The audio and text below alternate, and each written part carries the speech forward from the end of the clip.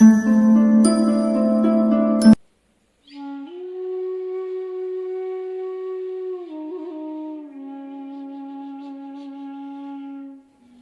સુંદર દિવસ 1000 સુંદર ચહેરાથી ઉત્તમ છે.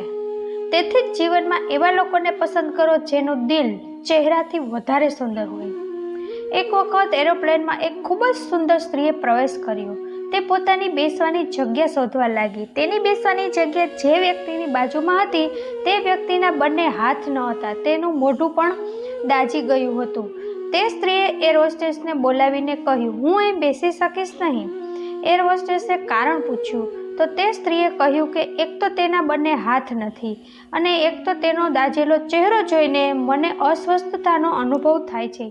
આવા શબ્દો તે ભણેલી ગણેલી સ્ત્રીના સાંભળીને એર હોસ્ટેસ પરેશાન થઈ ગઈ. તેણે એરોપ્લેનમાં બધી જ બાજુ નજર દોડાવી પણ ક્યાંય જગ્યા ન હતી. પછી તેણે તે સ્ત્રીને રાહ જોવાનું કહ્યું અને કેપ્ટનની પાસે ચાલી ગઈ. થોડીવાર પછી પાછી આવીને તે સ્ત્રીએ કહ્યું કે તમને અસુવિધા થઈ તેના માટે હું ક્ષમા માગું છું, પણ આખા વિમાનમાં એક સીટ એટલી ખાલી છે. તે પ્રથમ ક્લાસમાં અને અમારી કંપનીના ઇતિહાસમાં પહેલી વાર અમે એક મુસાફરને આ ઇકોનોમિક ક્લાસમાંથી ફર્સ્ટ ક્લાસમાં જવા માટે કહી રહ્યા છીએ. તે સુંદર સ્ત્રીને તે સાંભળીને ખૂબ જ ખુશ થઈ ગઈ. તે કંઈક કહેવા માંગતી હતી. તેના પહેલાં તે એર હોસ્ટેસ તે સ્ત્રીની બાજુમાં ઊભેલા માણસ પાસે જઈને વિનમ્રતાથી બોલી, સર, તમે પ્રથમ ક્લાસમાં જઈ શકશો? કારણ કે અમારી ઈચ્છા નથી કે તમે અસ્વસ્થ માણસની બાજુમાં બેસીને પરેશાન થાઓ. આ વાત સાંભળીને બધા મુસાફરોએ જોરથી તાળીઓ વગાડી. તે મુસાફરે ઊભા થઈને કહ્યું, હું નિવૃત્ત સૈનિક છું.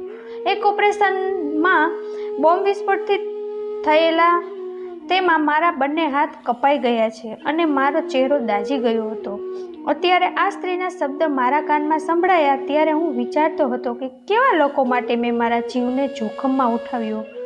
પરંતુ તમારા બધાની પ્રતિક્રિયા જોઈને તો મને મારા ઉપર ગર્વનો અનુભવ થાય છે કે મારા દેશ અને દેશવાસીઓ માટે હાથ ખોયા છે.